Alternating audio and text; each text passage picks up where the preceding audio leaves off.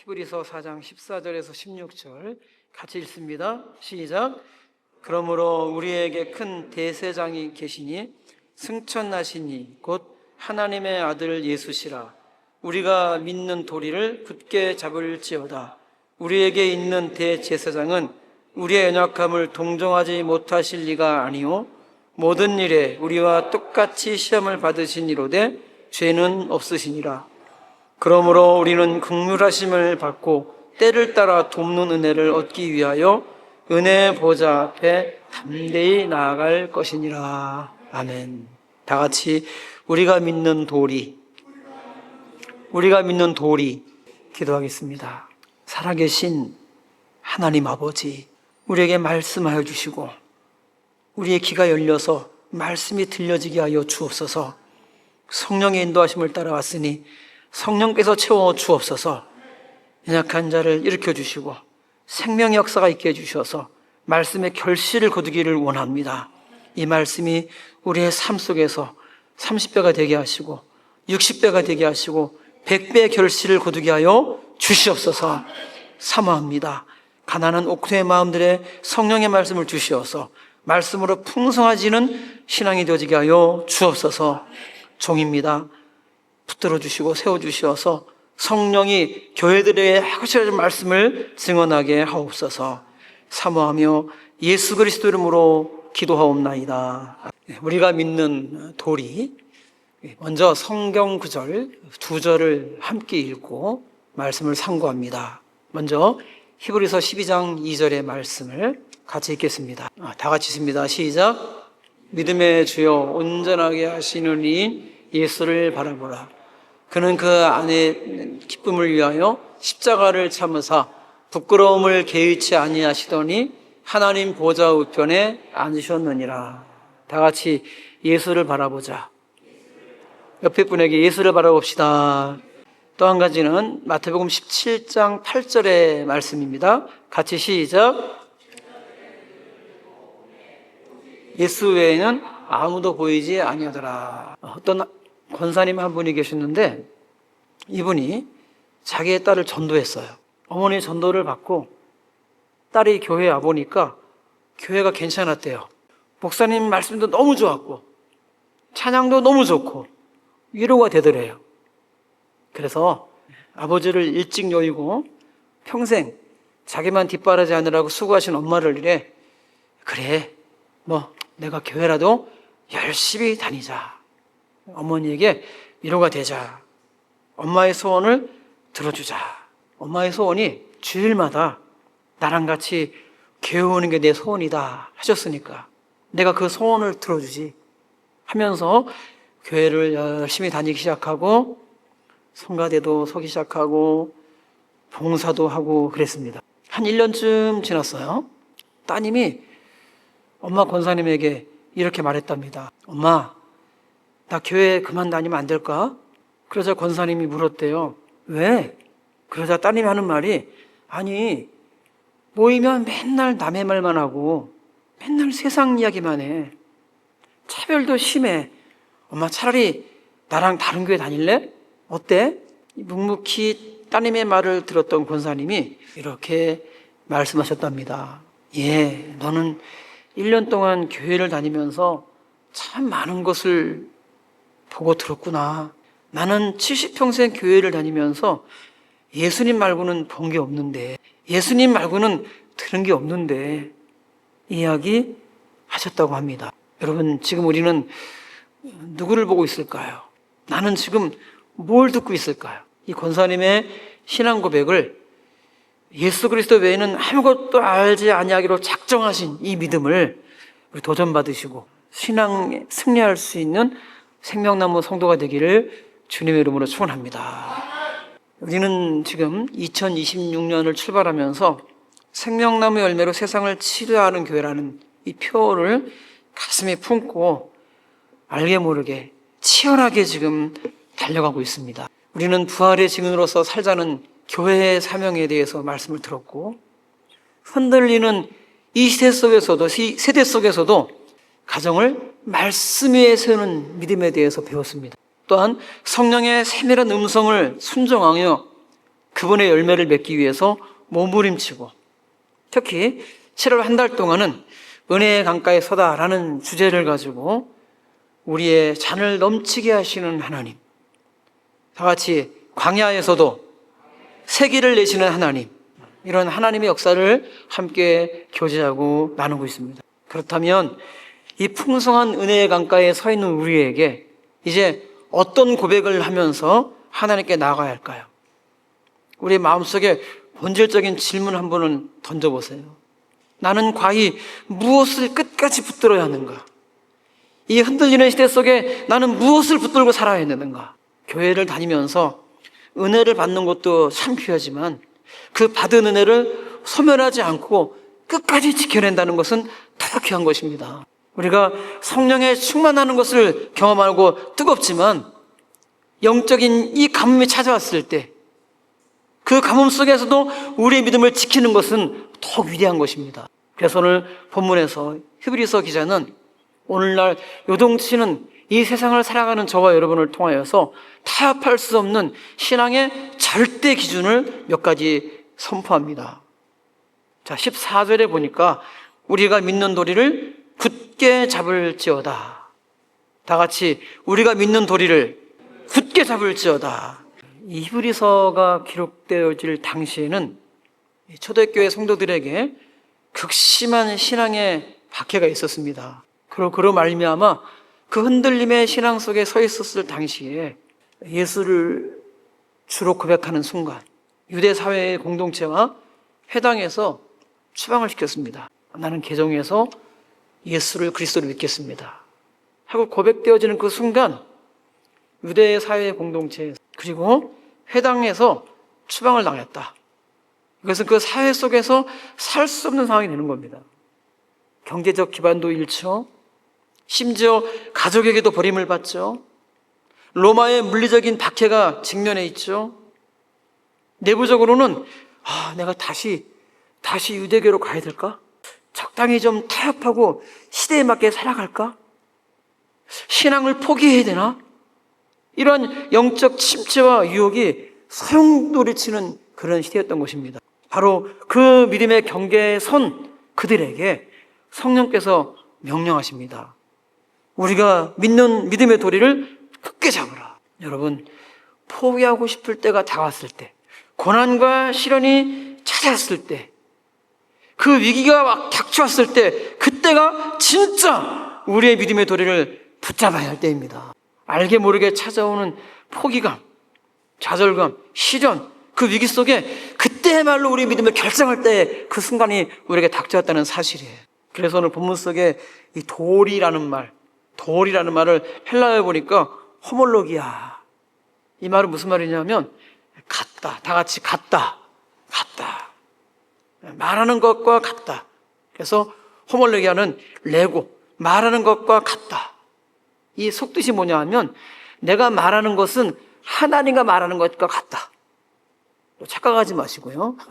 내 말 하나님은 그 뜻이 아니라 나는 하나님의 들은 말씀을 그대로 전하고 있다는 그 뜻이에요. 내가 하나님께 들은 말을 그대로 살고 있을 때 이 호몰로기야. 내가 지금 말하는 것은 하나님의 말씀과 같다. 하나님의 선포에 나의 삶을 일치시켜서 동의하다라는 뜻을 쓸 때 이 단어를 씁니다. 우리가 믿는 도리는 전시용이 아닙니다. 우리가 믿는 도리는 박제된 그런 교리가 아니에요. 우리가 믿는 도리는 신학적인, 과학적인 이론이 아닙니다. 요즘 세상에 예수 외에도 구원이 있다고 합니다. 예수님 외에도 구원자가 있다 그래요. 내 주먹을 믿어라 했던 것처럼 여전히 내 자신을 믿습니다. 과거에 멈춰진 이야기가 아니라 여전히 지금도 우리는 우리 자신을 믿고 있어요. 적당히 좀 타협하면서 살려고 합니다. 요즘 정치적으로 교회가 문제라고 자꾸 시작을 해요. 교회가 문제예요. 교회 너희 똑바로 해. 똑바로 하자면 교회 폐쇄시키겠어. 집회를 금지합니다. 이러한 시대에 우리의 신앙을 뒤흔들 때 이때야말로 세상의 소리를 차단하고 하나님의 말씀이 나에게 뭐라고 하시는지, 하나님의 분명한 음성이 어디를 향하는지, 이 중요한 선택이 놓여 있습니다. 다 같이 오직 예수만이 나의 주님이십니다. 이 말을 목숨 걸고 고백할 수 있는 삶의 태도, 그것이 바로 호몰로기아. 오늘 이 시간 이 험난한 세상의 풍파 속에서, 이 세대 속에서 우리가 다시 고백되어져야 하고 다시 고백해야 할 이 믿음의 도리가 오늘 말씀 가운데 여러분에게 임하시기를 주의 이름으로 축원합니다. 자, 그렇다면 우리가 끝까지 붙잡고 살아가야 할 신앙의 도리 세 가지를 오늘 본문에서 히브리서 기자는 말합니다. 첫 번째, 오직 예수 그리스도만이 우리의 대제사장이 되십니다. 다 같이 오직 예수 그리스도만이 우리의 대제사장이 되십니다. 우리 한번 14절 말씀을 같이 읽어볼까요? 시작. 그러므로 우리에게 큰 대제사장이 계시니 승천하시니 곧 하나님의 아들 예수시라. 우리가 믿는 도리를 굳게 잡을지어다. 지금 히브리서 기자가 선포하는 우리의 신앙의 첫 번째 핵심은 예수님은 우리의 큰 대제사장이라는 사실입니다. 지난 우리 수요 예배 때마다 히브리서 강의를 마쳤는데, 지지난주에 히브리서를 마쳤어. 그것을 다시 돌이켜보니까 히브리서에서 구약시대 대제사장들은 인간적인 한계가 있었습니다. 아무리 거룩한 옷을 입고 예식을 갖추고 그 제단의 지성소에 나아가도 그들에게도 죄가 있었어요. 그래서 1년에 단 한 번의 대속죄를 만들어서 짐승의 피를 힘입어서 두려움을 가지고 지성소에 나아갔습니다. 왜냐하면 본인도 죄인이기 때문에. 그러나 그 제사가 불완전해요. 한 번으로 끝나는 것이 아니라 매년마다 반복되어지고 죄의 근본적인 뿌리를 뽑아내지 못하기 때문에 계속해서 반복됩니다. 제사장은 백성들에게만 속하는 것이 아니라 자기의 죄도 속했던 거예요. 다 같이 주여 나는 죄인입니다. 나도 죄인이에요. 그가 죄인이 아니라 내가 죄인인 거예요. 그래서 우리 주 예수 그리스도는 이 땅에 오셨습니다. 우리 주님은 달라요. 우리 주님은 죄가 없으셔요. 예수님은 친히 자기 스스로가 대제사장이 되셨고 흠없고 점없는 자신을 영원한 하나님의 속죄의 제물로 드렸습니다. 십자가의 피 흘리심으로 단번에 그리고 영원히 우리의 모든 죄를 사하셨습니다. 이 이야기가 히브리서 9장 12절입니다. 다 같이 읽어볼까요? 시작. 염소와 송아지의 피로 하지 아니하고 오직 자기의 피로 영원한 속죄를 이루사 단번에 성소에 들어가셨느니라. 아론의 자손들 레위 지파 제사장들은 그 후손에게, 그 아들에게 계속해서 대물림을 주었어요. 후손에게 주었어요. 왜냐하면 자기를 속죄할 방법이 없기 때문에. 그런데 우리 예수님은 염소의 소의 피가지가 필요 없습니다. 하나님의 아들 예수님은 자기의 피로 말미암아 영원한 속죄를 주시고 단번에 성소에 들어가셨어요. 예수 그리스도는 죽음의 권세를 깨뜨리고 부활하셔서 승천하셨고 지금도 하나님 우편에서 저와 여러분의 이름을 불러가며 중보하시는 줄로 믿습니다. 본문은 그분을 향해 그냥 대제사장, 인간적인 육체의 대제사장이 아니라 영원한 큰 대제사장이라고 밝혀주고 있는 겁니다. 크다라는 말을 보니까 큰 메가스, 메가 아시죠? 메가, 크다. 이것은 뭐냐 하면 비교할 수 없다라는 거예요. 절대적인 분이라는 거예요. 위대한 분이라는 거죠. 우리가 이것을 흔히 메가박스, 메가커피, 비교할 수 없다는 것. 이렇게 비교할 수 있는 게 아니라 우리와 하나님의 아들 비교할 수가 없는 거예요. 사랑하는 성도 여러분, 우리가 세상을 살아가면서 궁극적으로 붙들어야 할 것이 있습니다. 그래서 눈에 보이는 화려함이 아니에요.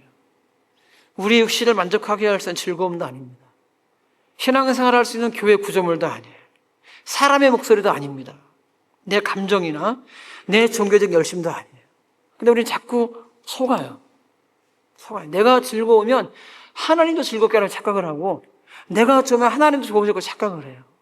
그렇지 않습니다. 우리의 열심은 상황에 따라서 식어버리기도 하고요. 상황에 따라 말씀을 읽기도 합니다. 그러나 주님의 위대하심은 영원합니다. 오직 우리를 구원하신 예수 그리스도 그 한 분만을 우리의 신앙의 유일한 기초로 삼을 수 있는 생명나무 신앙이 되기를 주의 이름으로 축원합니다. 다 같이 당신은 나의 구세주 예수 그리스도이십니다. 아플 때 그렇게 하세요. 힘들 때, 슬플 때 당신은 나의 구세주 예수 그리스도. 어떤 위기의 순간에 선택의 기로에 있을 때 당신은 나의 주 예수 그리스도십니다. 절망적이고 너무 어려워서 솟아날 절망적인 정말 희망이 없는 그 시대의 상황이 있을 때에도 당신은 나의 구세주 예수 그리스도이십니다. 다시 한번 시작. 당신은 나의 구세주 예수 그리스도이십니다. 할렐루야. 이것이 우리가 바라봐야 할 신앙입니다. 자, 두 번째는요, 15절입니다. 15절에 보면 우리의 연약함을 체휼하시는 예수 그리스도. 읽어볼까요? 다 같이 시작. 우리에게 있는 대제사장은 우리의 연약함을 동정하지 못하실 리가 아니요 모든 일에 우리와 똑같이 시험을 받으시니로되 죄는 없으시니라. 우리가 믿는 도리의 주님이 우리의 연약함을 너무나 잘 아신대요. 그래서 우리에게 있는 대제사장은 우리의 연약함을 동정하지 못하실 리가 아니요. 참 우리의 동정심이 있죠.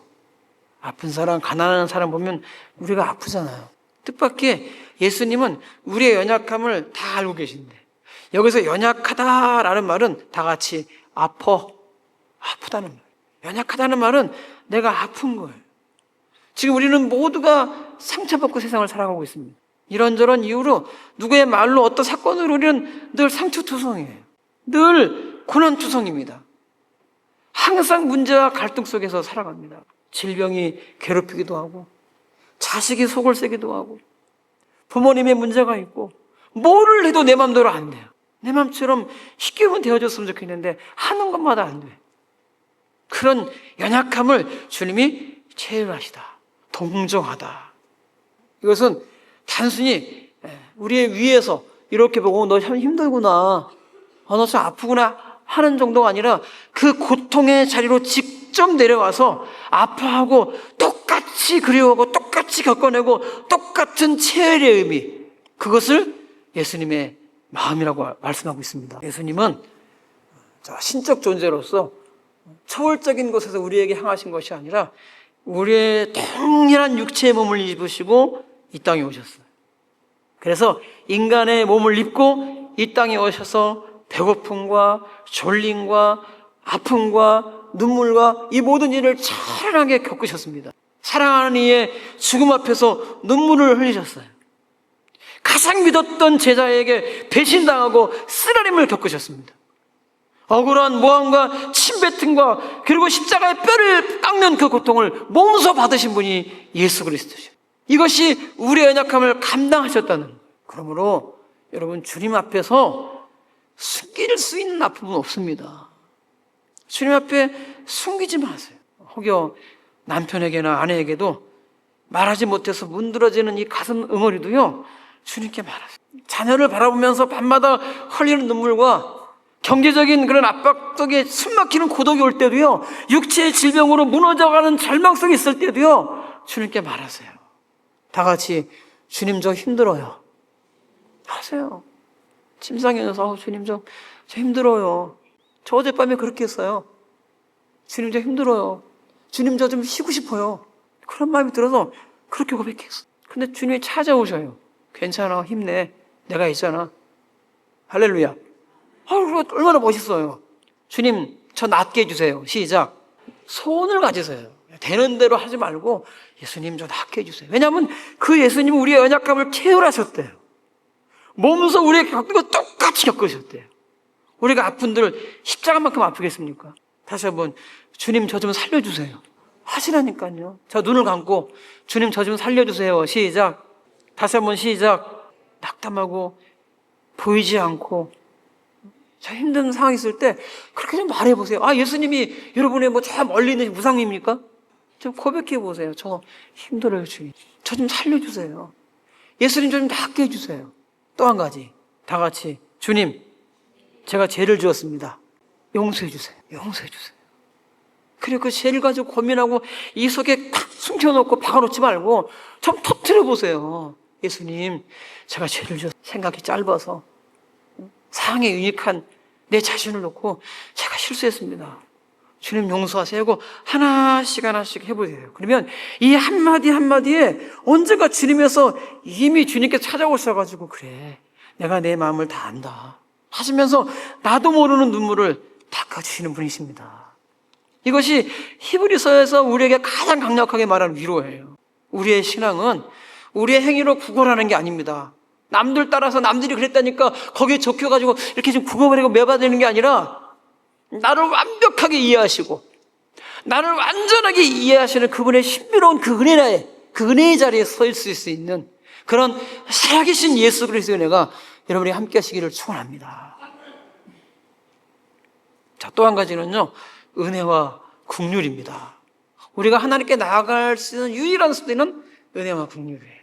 자, 우리 한번 16절입니다. 16절 말씀 다 같이 있습니다. 시작.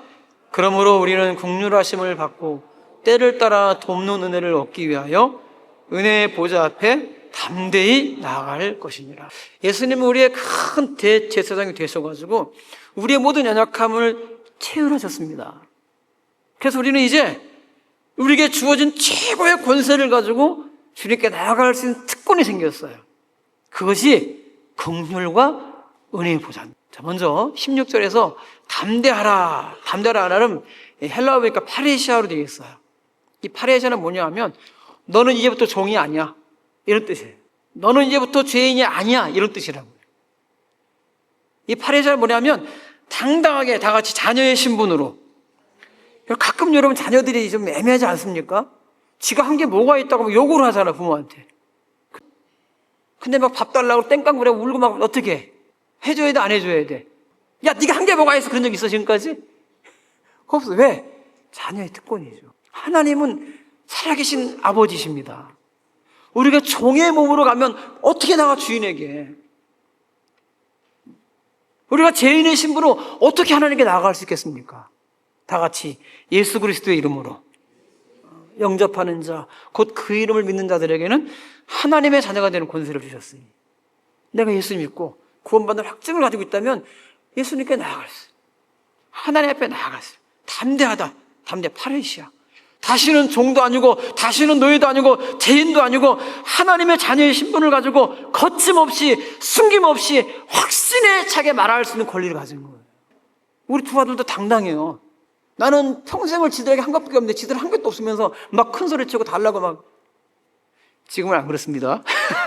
옛날에 구약시대에요, 대제사장들이 1년에 한 번 지성소에 들어갈 때요 몸에 방울을 달고 들어갑니다. 왜? 자신도 죽을까 봐. 자신도 뭐가 있어요? 죄가 있어요. 그래서 함부로 그 지성소에 들어갔다가 종소리가 멈춰지면 줄로 끄집어내, 이렇게. 그 죄를 속죄받지 못하고 죽었기 때문이에요. 예수님은 십자가에서 구약과 신약의 모든 성서를 찍고 하나님의 은혜의 보좌로 나아갈 수 있는 특별한 선물을 주셨습니다. 그것이 긍휼이에요. 긍휼이란 말은 자격 없는 자에게 아무런 대가 없이 쏟아 부어주시는 용서를 말할 때 긍휼을, 또 마땅히 벌을 받을 자에게, 마땅히 심판을 받을 자에게 용서하시는 것을 긍휼이라고 해요. 자, 여러분, 우리는 마땅한 자들이죠. 그렇죠? 살면 살수록 죽어 마땅한 자들이죠. 우리가 살면 살수록 얼마나 죄가 많이 쌓이는지. 이만큼 살았으면 좀 자유하고 좀 평안하고 당당하고 했으면 좋겠는데 왜 이렇게 살면 살수록 할 말이 없어집니까? 아까 반대로 자녀들에게 그렇게 베풀고 다 부모 역할을 했는데 그러면서도 자식 보면 어떻게 생각돼? 더 미안해기죠. 더 잘못한 것 같고. 긍휼이란 말은 그런 거예요. 내가 아무것도 자격이 없는데 선물을 주셨어. 내가 받아 마땅한데도 불구하고 하나님께서 선물을 주셨어. 그게 용서와 사랑입니다. 자, 또 한 가지는요, 때를 따라 돕는 은혜. 때를 따라 돕는 은혜. Grace in the time of need. 제가 이거 짧은 영어지만, 여기서 Grace in time. 여기서 때라는 타이밍. 가장 절묘할 때. 이 보에데이아라고 하는 돕다라는 말을 보면요, 다 같이 비명을 지를 때.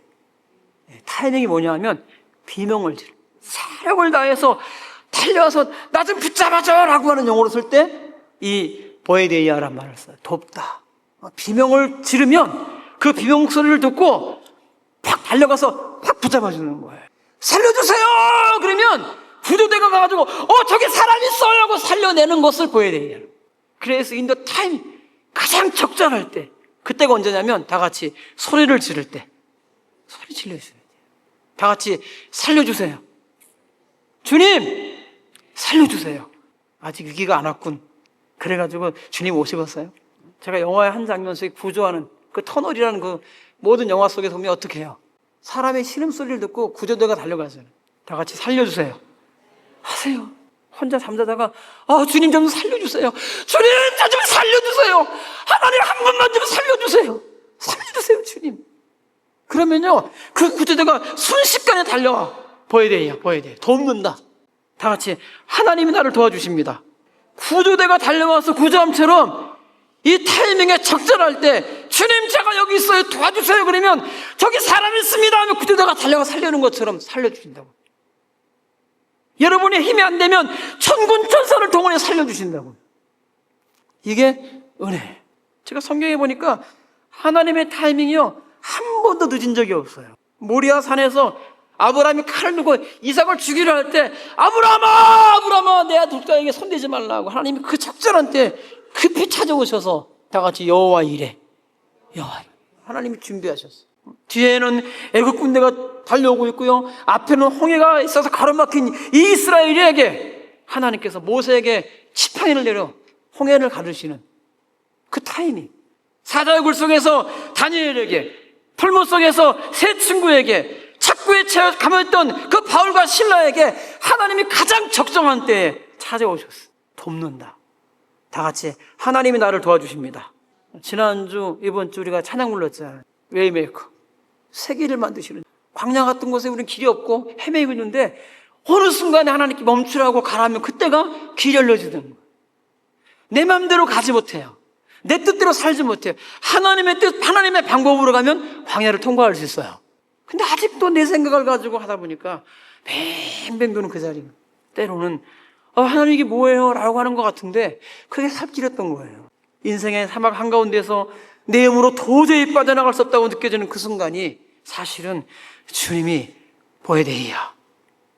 여러분의 비명소리를 듣고 황급하게 달려오시는 은혜일 때 그런 생명나무 신앙이 되길 축원합니다. 앞으로 세상은 더 끊임없이 요동치고 격변할 겁니다. 여러분이 느끼는 것처럼 보고 살아가는 것처럼 어쩌면 교회에 각박한 시대가 찾아올 수 있습니다. 우리가 살아가야 할 날들이 영적으로 더 혼미해져요. 물질적으로는 환경적으로 더 거센 풍파가 몰아칠 겁니다. 앞으로. 그런데 이 세상이 흔들린다고 해서 우리의 믿음까지는 뿌리 뽑지 못합니다. 우리는 부활의 증인으로 다시 세상 속에서 승리하기 위하여서 여러분 지금은 가정을 해체시키려고 하는 사단의 득세를 하고 있습니다. 부부가 갈라서게 하고 자녀의 부모를 무너뜨리고 이상한 이성론을 가지고 남자와 남자가 여자가 여자가 하는 이런 이상한 세상을 가지고 자꾸 합법하자고 하는 이게 온전한 가정입니까? 지금 맹렬하게 가정을 침투해서 사단의 공격에서 이 가정이 흩어지게 만들어버려요. 여러분의 가정이 말씀 위에 세워졌기를 축복합니다. 메마른 삶 속에서 성령의 풍성한 열매를 맺기 위해서 오늘도 이 광야 같은 곳에서 하나님의 말씀이 여러분에게 치료의 광선을 바라는 줄로 믿습니다. 이 말씀의 빛이 여러분이 함께 하시기를 축원합니다. 이런 마지막 이 시대에 정말 어쩌면 우리가 손이 부르트도록 끝까지 붙잡아야 할 유일한 도리는요, 다 같이 오직 예수 그리스도. 우리가 믿는 신앙은요, 고상한 철학이 아닙니다. 죽은 세상도 아니고 종교적 열심도 아닙니다. 담소를 나누며 안부를 나누는 그런 교인도 아닙니다. 자꾸 교회에서 안부나 묻고 세상 이야기하는 그런 교인 되지 마세요. 지금도 살아계셔서 역사하시는 나사렛 예수 그리스도. 우리에게 하늘보다 큰 대제사장으로서 우리의 눈물과 한숨을 채울하시는 주님. 지금도 우리를 위해 눈물로 중보하시는 그 주님. 그러므로 여러분의 상황이나 환경을 바라보고 낙심하지 말고 영적 침체 앞에서 신앙을 포기하지 마시고 나의 어떠함이 아니라 주님은 완전하시고 주님은 하나님의 아들 되시고 나를 채우려 하시는 분이라는 것을 사실을 확신하면서 신앙의 깊이가 세워져 갈 수 있는 이런 생명나무 되기를 축원합니다. 오늘도 믿는 도리를 굳게 잡는 여러분에게 반드시 치료의 삶이 함께해 주시고 풍성한 생명나무 열매를 맺게 하실 줄 믿습니다. 그죠? 주님만 끝까지 붙잡고 가겠다는 이 승리의 신앙을 가지고 이 시대를 읽어가는 저와 여러분, 우리 생명나무 열매가 되시기를 예수 그리스도 이름으로 축원합니다. 축원합니다. 기도하겠습니다. 하나님 아버지, 생명나무의 열매로 세상을 치료하기를 원합니다. 예수 그리스도로 말미암아 치유되게 하여 주옵소서. 치료의 강선을 바라여 주옵소서. 너무나 많은 상처들이 있고 아픔들이 있습니다. 도무지 이 세상을 이겨낼 만한 영적 침체기에 있습니다. 다시 우리는 대제사장이신 예수 그리스도를 바라보게 하여 주옵소서. 우리를 체휼하시는 예수 앞에 고백하게 하여 주옵소서. 회개하게 하여 주시옵소서. 다시 말씀으로 일어서게 하여 주옵소서. 하나님 아버지, 우리 생명나무 교회는 예수 이름으로 말미암아 담대하게 하시고, 예수 이름으로 말미암아 치료받게 하시고, 예수 이름으로 승리하게 하여 주시옵소서. 주의 말씀이 그대로 역사하심을 믿사옵고 오늘도 세계를 만드시는 예수 그리스도 이름으로 기도하옵나이다. 아멘.